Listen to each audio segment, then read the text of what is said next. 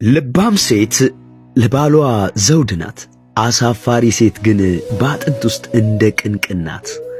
ልባም ሴትን ማን ሊያገኛት ይችላል? ዋጋዋ ከቀይ ዕንቁ እጅግ ይበልጣል።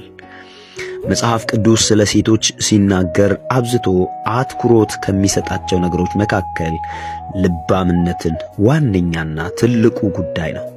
ልባምነትን ከሴትነት ጋር ነጥሎ ማየት አይቻልም። ልባምነት ለሴት ልጅ ገመናን እንደሚሸፍን ልብስ ነው።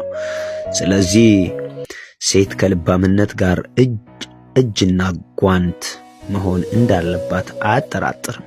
ምክንያቱም ልባምነቷን የጣለች ሴት ሐዲዱን የለቀቀ ባቡር ስለምትሆን። ልባምነቷን የለቀቀች ሴት የምታሰናክል እንጂ የምታደርስ አትሆንም። ልባምነቷን የጣለች ሴት ጠልፋ የምትጥል እንጂ የወደቀውን የምታነሳ መሆን አትችልም።